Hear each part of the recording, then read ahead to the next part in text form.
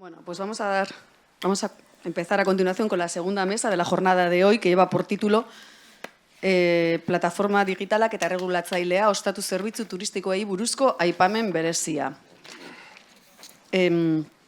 Voy a presentar brevemente a los ponentes de esta segunda mesa, comenzando por Yasmina Laraudogoitia, eskerrik asko etortzeagatik. Yasmina es Public Policy Manager de España y Portugal de Booking.com, me pone aquí, o sea, Booking.com, ¿es verdad? Sí. Ongi etorria. Asier Pereda, cofundador y co-CEO en The Rentals Collection, presidente de Aperture y presidente de Star Alliance. Ongi etorria baita ere, Asier. Y por último, Noemí Angulo, que es la secretaria general de la Autoridad Vasca de la Competencia. Por lo tanto, bueno, es de nuestra casa y juega con ventaja, creo yo. Ongi etorria, Noemí, eskerrik asko etortzeagaitik baita ere. Y sin más, voy a comenzar realizando unas preguntas a los ponentes. Voy a comenzar por Yasmina, de Booking. Y Yasmina, las plataformas digitales habéis transformado radicalmente el funcionamiento del mercado turístico.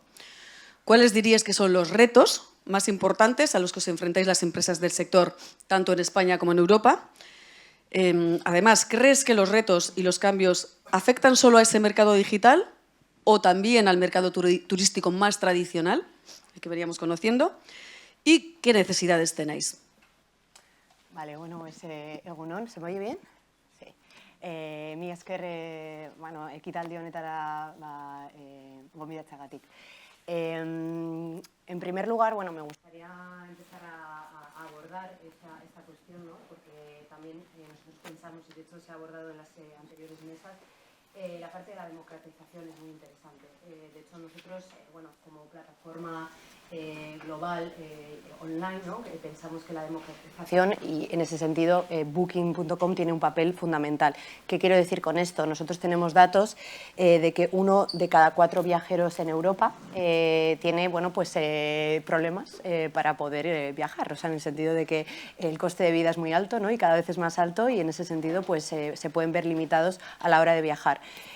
Pensamos que nuestra plataforma en ese sentido puede ser un agente interesante. ¿Por qué? Porque aglutinamos mucha oferta, porque damos la visibilidad a operadores más independientes y más pequeños, ¿no? Al final, un alojamiento rural en un, bueno, no sé, en un pueblo de Áraba, por ejemplo, ¿no? Que de otra manera no tendría a lo mejor los recursos para ser visible, pues porque necesitas más recursos, necesitas invertir en marketing digital, necesitas una persona de atención al cliente.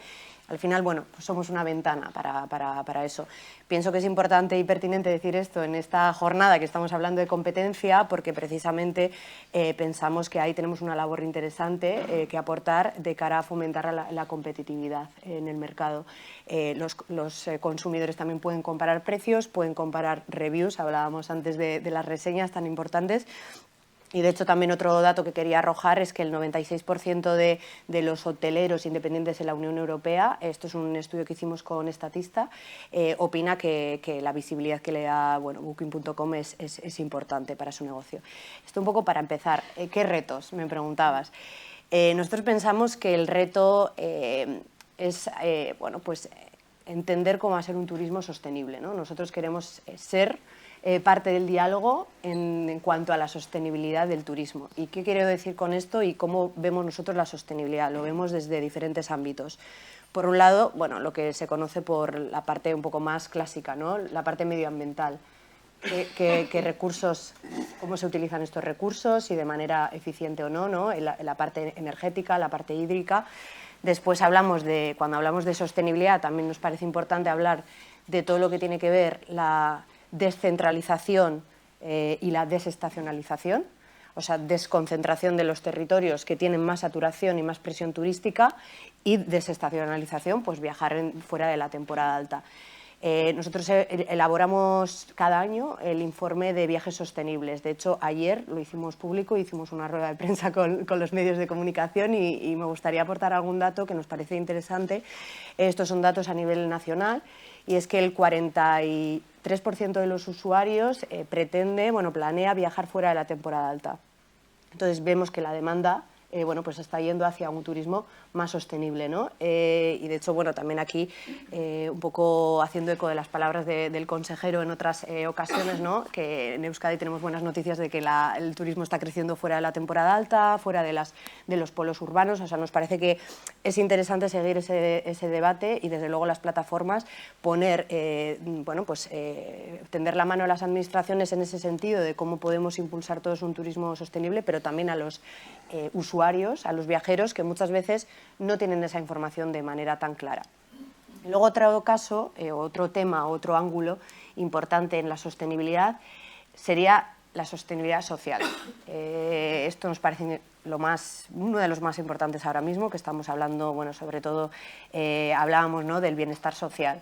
Nosotros pensamos que el turismo, más allá de toda la parte, ¿no?, y de todos los resultados económicos que pueda traer al territorio nacional y regional, se tiene que entender desde un bienestar social también. O sea, no pensamos que el turismo tenga que generar externalidades negativas a nivel, bueno, pues con los residentes, y que esta convivencia local es importante. Entonces, en este debate entra el mercado, o sea, entra la vivienda, ¿no? Todo lo que está pasando con la vivienda. ¿Qué es lo que opinamos nosotros? Bueno, estamos viendo cómo diferentes administraciones públicas han elaborado una serie de políticas públicas poniendo limitaciones a los pisos turísticos, bueno, pues para abordar el problema de la vivienda. Lo primero, también entender que el problema de la vivienda es un problema muy complejo, multidimensional, que se va arrastrando también de muchos años, esta descompensación entre oferta y demanda. Y estamos viendo que muchas de las políticas públicas que se están adoptando, bueno, puestas con el foco muy puesto en los alojamientos turísticos, no están siendo eficientes. No están siendo eficientes y quería traer aquí un dato, varios datos, de hecho, del estudio que ha realizado PricewaterhouseCoopers, a lo mejor lo conocéis. Es un estudio de enero del 2025, se hizo específicamente en Barcelona, y este estudio lo que arroja es que la correlación entre los pisos turísticos, ¿no?, entre el auge de los pisos turísticos y el precio de la vivienda no es como se cree, ¿no?, o como se dice.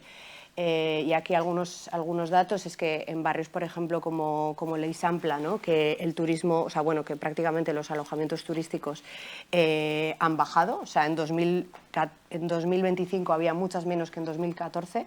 Sin embargo, el alquiler ha crecido un 82%, el precio del alquiler.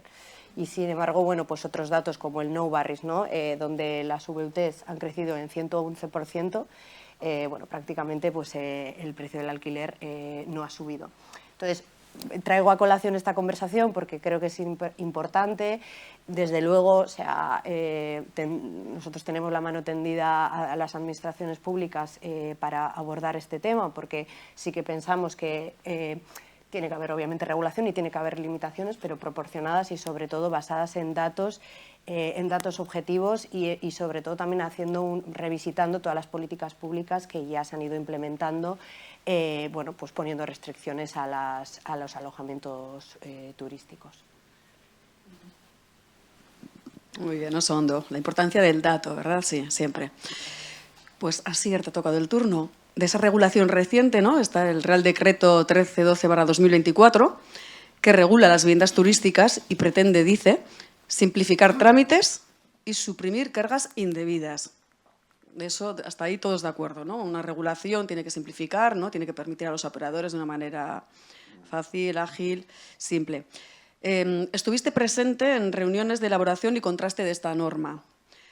¿Puedes contarnos lo que puede hacerse público, lógicamente, ¿no? Entiendo que habrá cierta confidencialidad de esas reuniones, así como tu valoración sobre el resultado de esa regulación? ¿Prevalece el interés público y simplifica?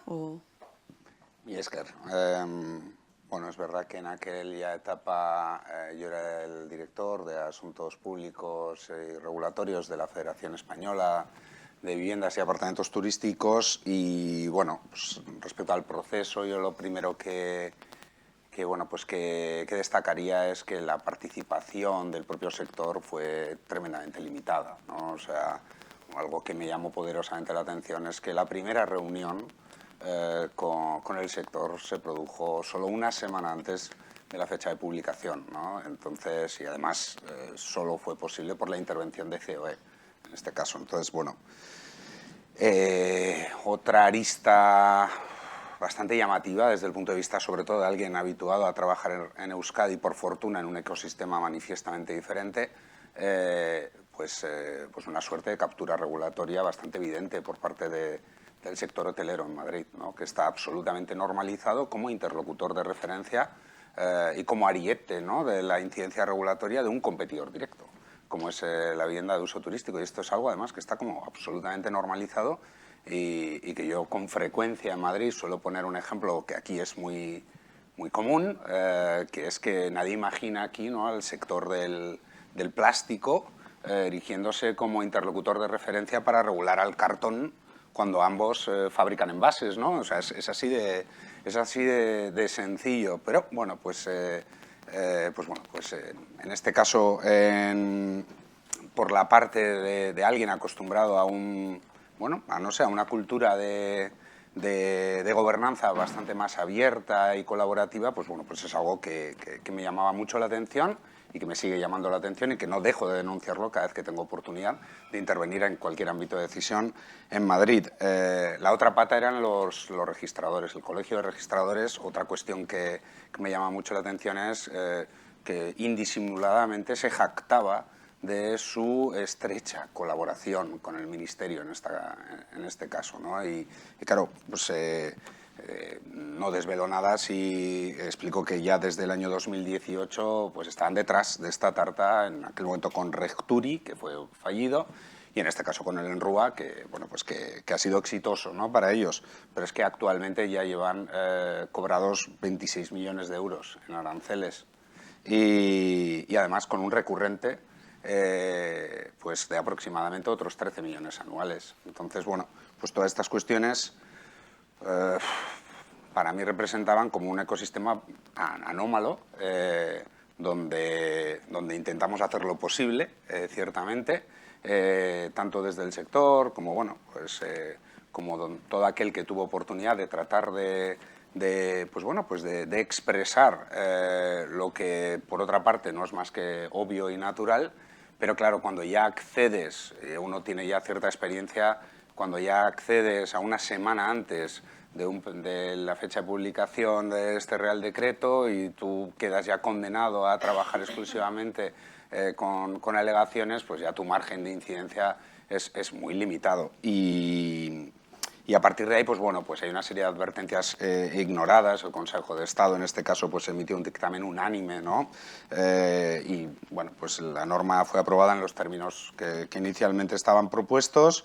La Comisión Europea, pues en reiteradas ocasiones, pues ha expresado, ¿no?, pues que este registro único pues tiene serias dudas y que probablemente es contrario a ley y sobre si simplifica, pues bueno, pues voy a poner un ejemplo práctico porque yo trabajo en una empresa y hago el esfuerzo de representar, en este caso, a un sector a nivel autonómico en Euskadi, pero tengo una empresa y he podido vivir, ¿no?, en primera persona lo que ha supuesto este procedimiento. Ha sido un procedimiento que es cualquier cosa menos digital, es tremendamente manual. La propia herramienta de registradores pues es una herramienta decimonónica, o sea, es una suerte de formularios donde tienes que partir de lograr un código que es el CRU y para obtener ese código tienes que solicitar notas simples porque los inmuebles que no sean de reciente construcción no tienen en sus escrituras ese CRU, aparte del esfuerzo de buscar ese dato de forma manual en estas escrituras, pero además genera una discrepancia porque la dirección en los catastros de las haciendas forales, la denominación de esa dirección no se corresponde en muchas ocasiones con la denominación de esa dirección en los registros de la propiedad. Pues un sexto A se llama ático derecha y pues te envían la nota que no corresponde. Imaginaros todo eso para un sector profesionalizado como el que representa Parture, que son empresas operadoras que gestionan volúmenes, pues en este caso de esta empresa en particular, de 100 unidades de alojamiento. Introduces 100 unidades de alojamiento en una secuencia manual escalonada de 5 pasos, de una en la plataforma de registradores, cada una en su propio estado y cada una con un paso que implica email, enlace, certificado digital, apertura y aceptación. Por 5 por cada una unidad de alojamiento, más el paso previo de la obtención del CRU. Y además termina con un procedimiento manual donde recibes un correo electrónico donde te dicen el importe a pagar por esa transacción y te piden que hagas una transferencia bancaria a través de, bueno, pues de tu entidad financiera y devuelvas un PDF adjunto con el concepto, es decir, una cosa verdaderamente increíble, ¿no? Entonces, claro, una empresa, en este caso hemos documentado que en menos de un año llevamos aproximadamente 2.500, estoy yendo a mínimos, porque al venir a esta casa pues he querido ser especialmente académico y riguroso, 2.500 procedimientos manuales, 7.600 euros en aranceles, costes de personal entre 5.300 y 7.900 euros, una persona, la jefa de administración, bloqueada 2 meses a tiempo completo con este procedimiento y bueno, un coste total de entre 13.000 y 15.500 euros, cuando la Main estimaba 5 euros por ciudadano, es decir, el coste real a multiplicarlo por 26, el coste estimado en la Main, ¿no? Entonces, bueno, pues para no excederme mucho en el tiempo, no ha habido solo el registro único, sino que después ha ido acompañado del modelo informativo, un modelo anual, que es el que genera el recurrente, en este caso para los registradores. 31 de diciembre, publicación en el BOE. 2 de enero, entrada en vigor. 14 de enero, el procedimiento no está operativo en sede electrónica. 2 de marzo, vence el plazo legal para presentar este modelo. Esto si lo dividimos por 100 unidades de alojamiento y 22, 23 días que tiene disponible un trabajador al mes, pues implica que esto sería equivalente a que para un titular de la actividad que gestione patrimonio propio, eso que se llama particular, implicaría que desde el 2 de enero, imaginemos que finaliza el plazo legal 4 horas y media después. Esto es la traducción, en este caso, ¿no? Y la barrera de entrada evidente que genera para una explotación profesional organizada. Y por terminar, pues simplemente señalar la ironía, ¿no? El reglamento de la Unión Europea exige una ventanilla digital única, gratuita o de coste razonable, y esto no es ni único, ni gratuito, ni tiene un coste razonable y, desde luego, es cualquier cosa menos digital. Pues es que ricasco, Asier, nos has dado datos, nos has proporcionado datos y la visión del operador que efectivamente, bueno, pues por lo que se ve, no parece que simplifique mucho, ni...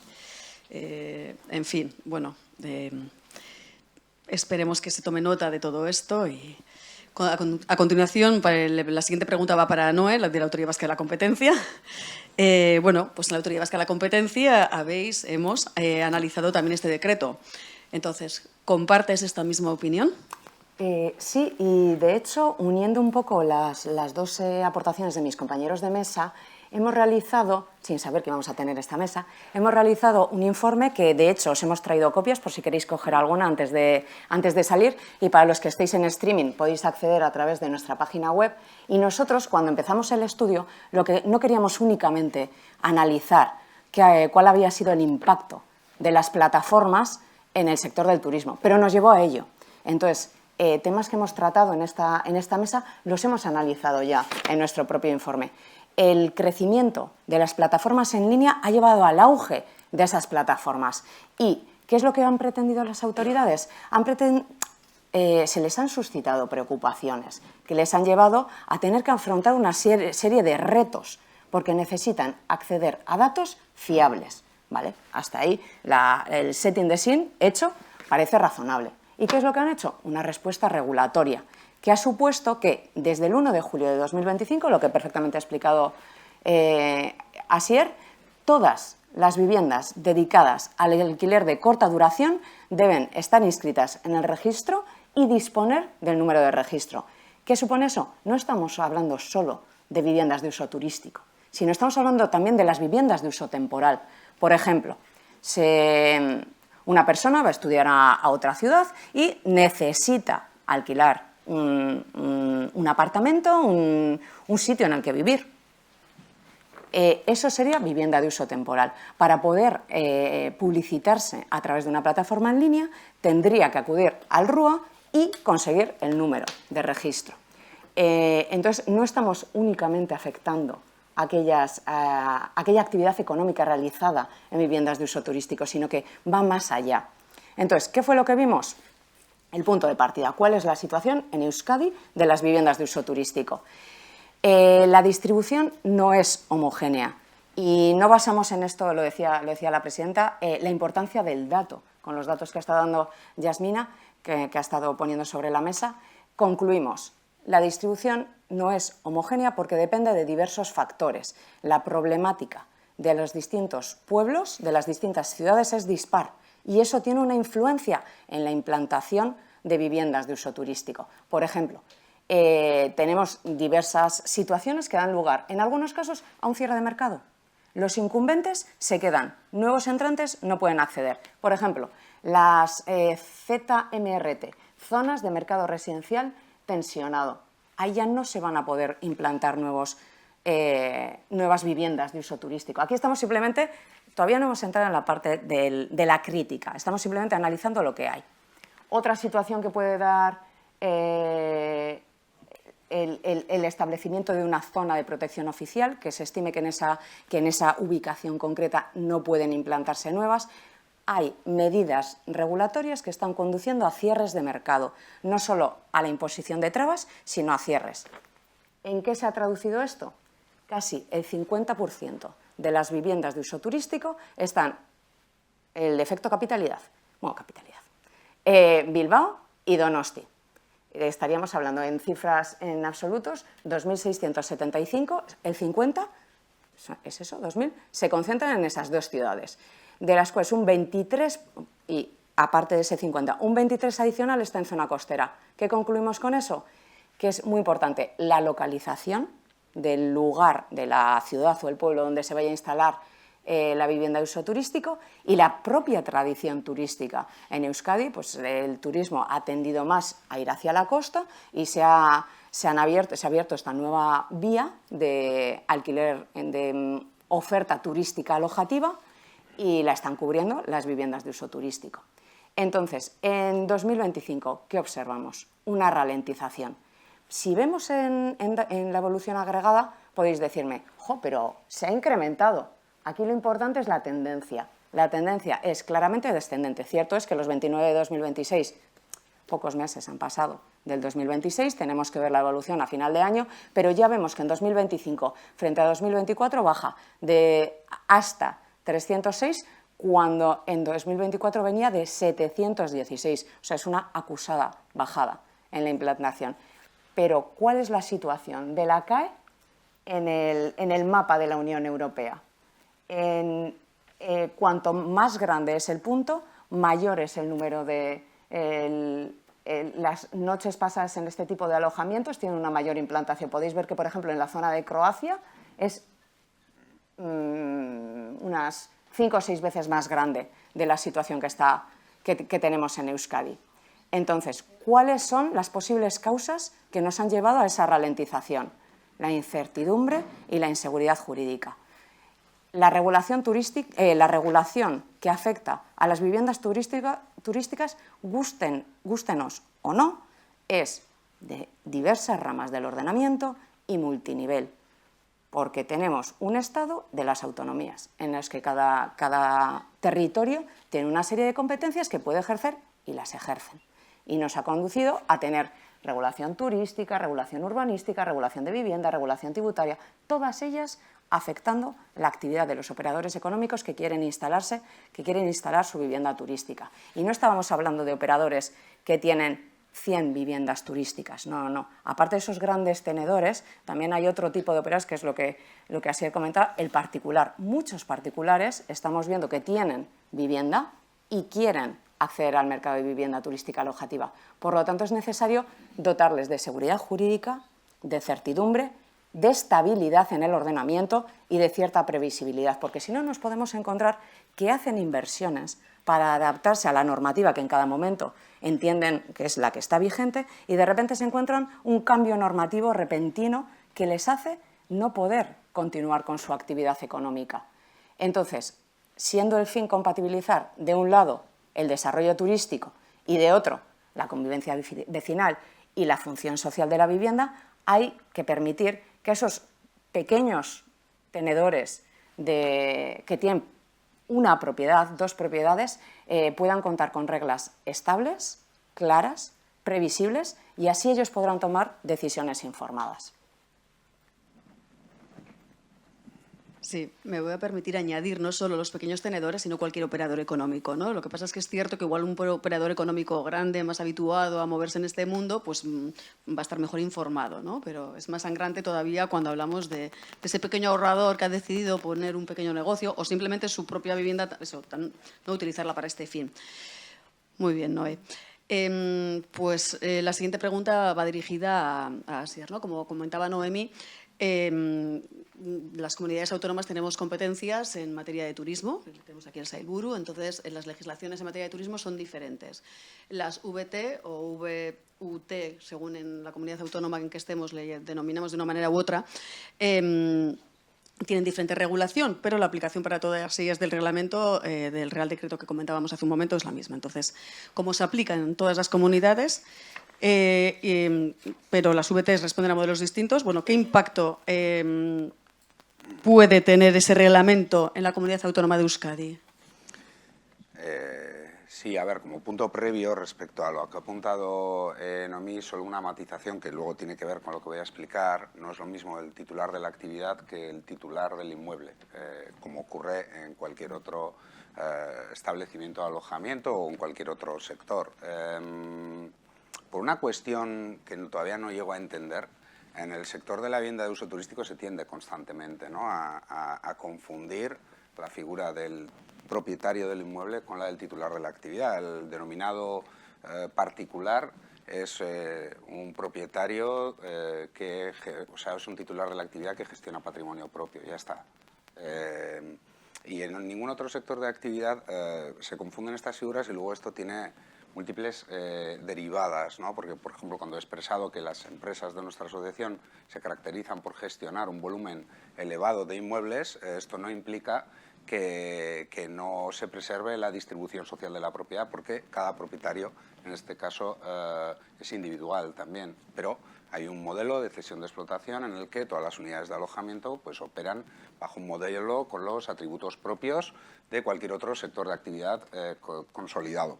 En relación con la pregunta, y tiene mucha relación, es decir, ¿qué ocurrió con el Real Decreto que partía de una visión uniforme de las viviendas de uso turístico a nivel estatal, que aterrizaba especialmente mal con la naturaleza jurídica, en este caso, de las viviendas de uso turístico, especialmente en Bilbao y San Sebastián, porque, si vamos al caso específico de San Sebastián, pero también de Bilbao, se trata de actividades clasificadas, de usos terciarios y por lo tanto, están integrados en el régimen de las actividades clasificadas, se implantan con supervisión administrativa plena y se implantan también de acuerdo con el ordenamiento, con el planeamiento urbanístico, con las normas urbanísticas. Es decir, aunque pueda resultar sorprendente una vivienda de uso turístico, en estos supuestos nunca ha sido una vivienda.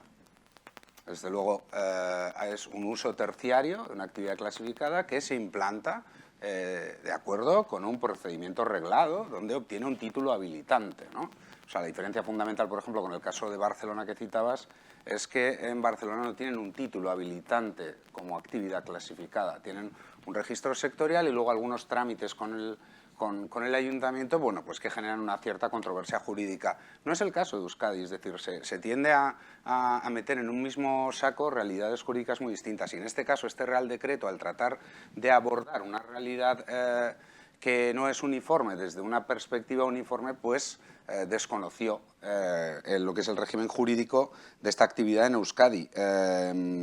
Es decir, en Euskadi nadie confunde lo que es y el consejero conoce este ejemplo que que lo he utilizado muchas veces, nadie confunde el registro sectorial sanitario de una clínica dental con el título habilitante para poder implantar el uso urbanístico de consulta médica.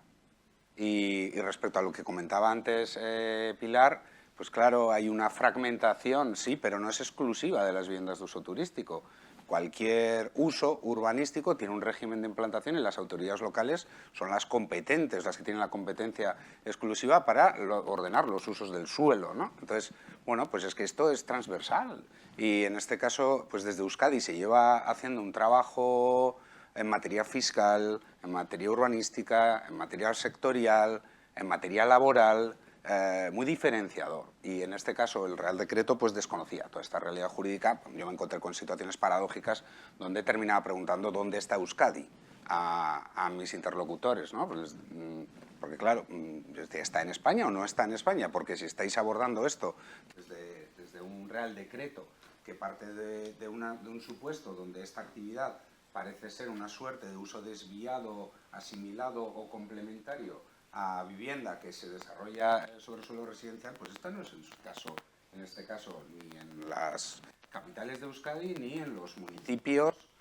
con mayor tradición turística en Euskadi, que ya hoy han normalizado este uso como un uso terciario de hospedaje. Y esto se puede discutir y puede haber opiniones muy diversas sobre cuál es la naturaleza de este uso, pero son las autoridades locales las competentes para establecerlo. El Departamento de Turismo es el competente en materia de turismo y yo creo que esta es pues la lección que debería tomar nota en este caso el legislador con este Real Decreto, porque confunde el registro sectorial administrativo de una comunidad autónoma con licencia. En el procedimiento le llama licencia, cuando evidentemente un registro sectorial, da igual de sanidad o de turismo, en la vida va a conferir derecho urbanístico alguno para implantar ningún uso.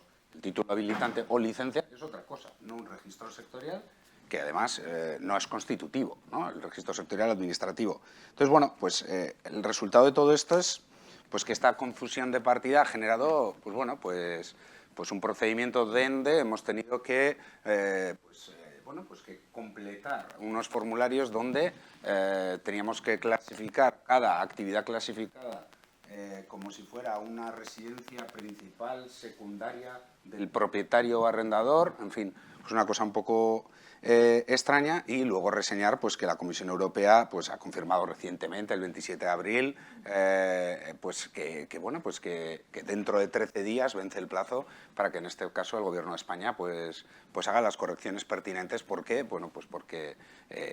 constituye es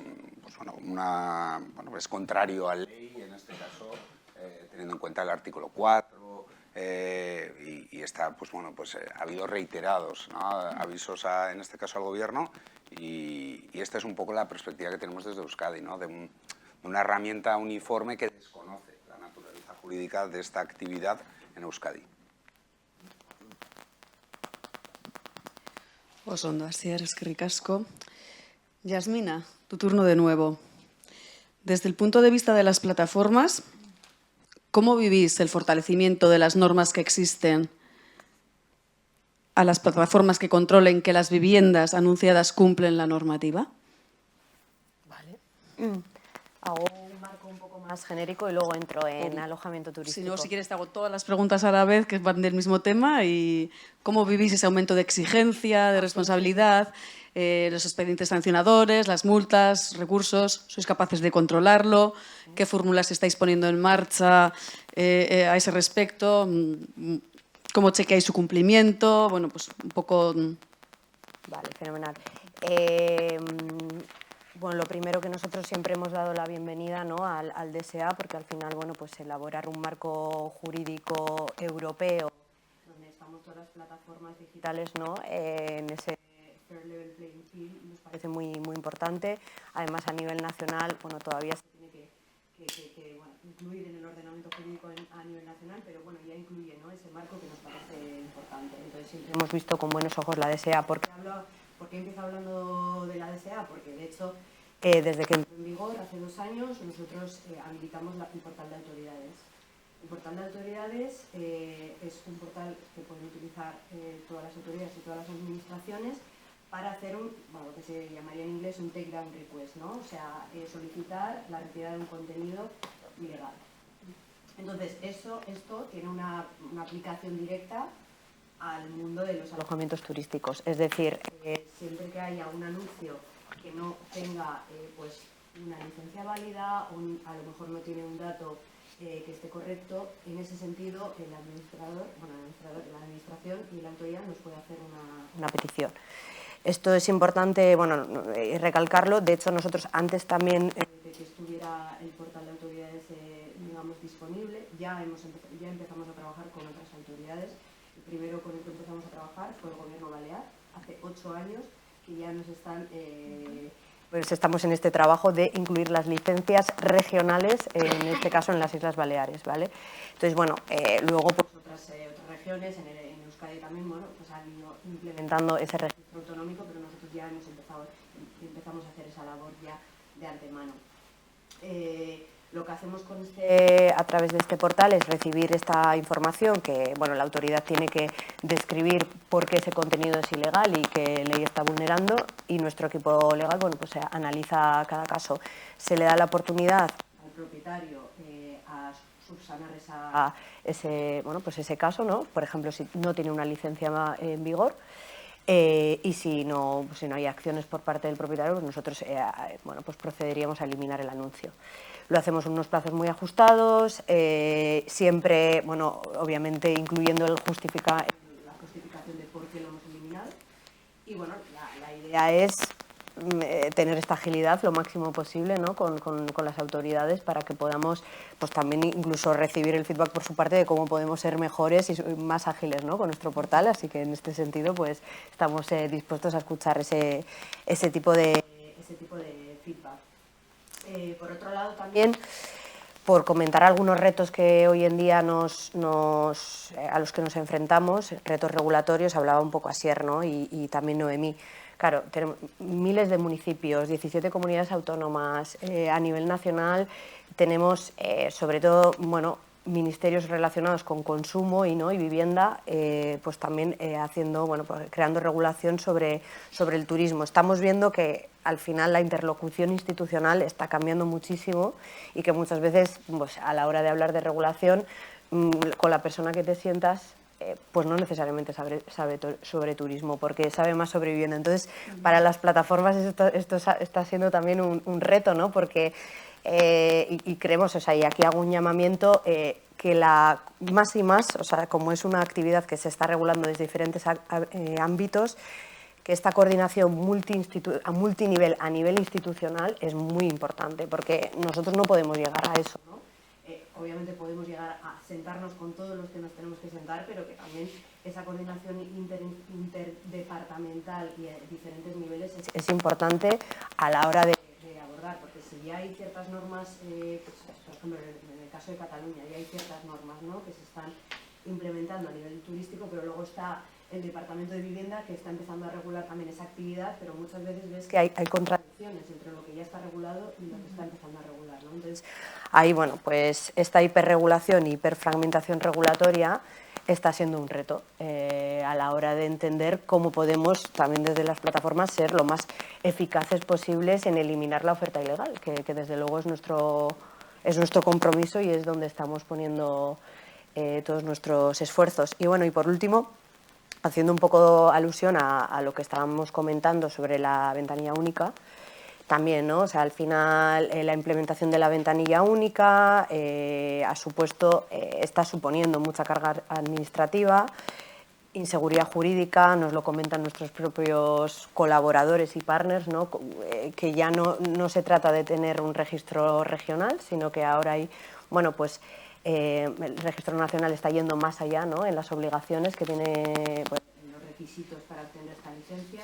A lo que voy es que no hay una armonización y que, bueno, pues también haciendo eco de lo que comentaba Asier, ¿no? La propia Comisión Europea pues ya ha observado que hay una duplicidad en los registros, que esto va en contra de la armonización que ya habla la DSA, y por otro lado también el reglamento europeo, que va a entrar en vigor en 13 días, pues realmente habla de un solo registro. O sea, una unidad alojativa tiene que estar sujeto a un solo registro. Ahora mismo a nivel nacional tenemos 2. Y bueno, pues esto es un poco, está siendo Un reto. también para las plataformas y ahí estamos trabajando en ello. Muy bien, o sea, que doble registro. Cuando hay un mandato de que sea uno único. Esto a ver cómo se soluciona ahora mismo, porque el reto es para nada, dentro de 2 semanas nos planteamos con nos ponemos con este problema. Bueno, pues es que ricasco a todos. Lo único sí que os quería pedir ahora como final, como conclusión, si queréis, cada uno de vosotros en un minuto hacer una reflexión. Nada, solamente dar las gracias. Para mí es, lo comentaba antes, como un masaje.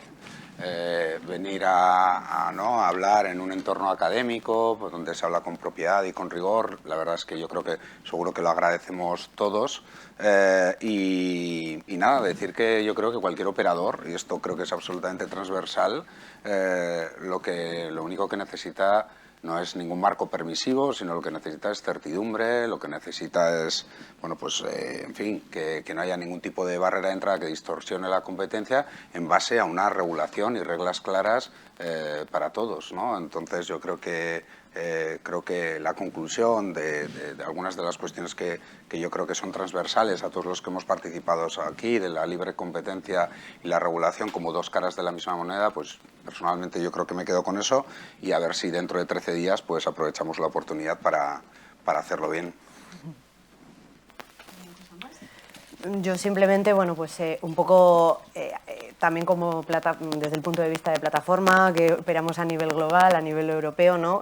Precisamente ese principio de armonización nos parece muy importante que se pueda dar cada vez que se regula, bueno, la actividad turística en este caso a nivel nacional, a nivel Euskadi. También el anteproyecto de Euskadi estamos viendo que va más allá en algunas cuestiones de la DSA. Entonces, de hecho, lo hemos incluido en la consulta pública como observación al anteproyecto.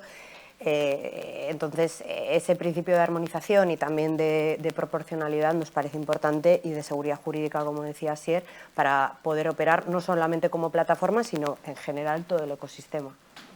Otro día discutimos de armonización. Yo os invito a que vengáis a la Autoridad Vasca de la Competencia y nos sentemos ahí todos juntos a reflexionar. Vamos, cualquier persona que quieras, bienvenida. ¿No? ¿Querías concluir con algo? Sí, y nosotros como Autoridad de Competencia sí que entendemos que el objetivo, ya lo he dicho antes, que era el desarrollo del mercado turístico sostenible, lo pone en el anteproyecto de la Ley de Turismo de Euskadi y lo intentan hacer realmente efectivo. De un lado, eso, el desarrollo del mercado turístico, y de otro, el derecho al acceso a la vivienda. Pero como autoridad de competencia tenemos que reconocer que la vivienda turística empezó como una opción incipiente y se ha consolidado, que ha reportado beneficios porque permite aumentar las opciones que los turistas tenemos como opciones alojativas, pero bueno, que también entraña algún tipo de riesgo, y que eso es lo que el regulador, cuando tiene que, dentro de todas las opciones, el abanico de opciones que en su acción reguladora tiene, es básico que tenga en cuenta que tiene que jugar con los parámetros de regulación económica eficiente, que es lo que ya en la primera mesa se ponía sobre la mesa: necesidad, proporcionalidad y no discriminación. Existen razones imperiosas de interés general que precisamente en este ámbito se ha valorado que la protección de la vivienda, del entorno urbano, del medio ambiente y del patrimonio cultural son razones imperiosas de interés general, pero hay que traerlas y hay que justificarlo en el expediente. De otro modo, estaríamos introduciendo restricciones que no encuentran su base en esos principios de regulación económica eficiente. Y, ya que se me permite cerrar esta mesa, nuevamente, ¿qué necesitan los operadores? Sea el pequeño operador, sea que le haya cedido y el operador sea una empresa que esté haciendo la gestión de la vivienda turística, necesitan todos ellos, grandes, pequeños, medianos, seguridad jurídica, certidumbre, estabilidad y previsibilidad, que en ocasiones nos olvidamos también de el poder saber que va a tirar por ese lado todas las ramas de esa hipernormativización y esa hipertroceamiento, fraccionamiento del ordenamiento. Entonces, bueno, por parte de la autoridad. Vale, pues es que ricasco. Lo único, bueno, no he ofrecido, no sé si alguna de las personas presentes quería realizar alguna pregunta. Si es así, ahora es el momento, antes de que dé paso al cierre. Pues, de acuerdo.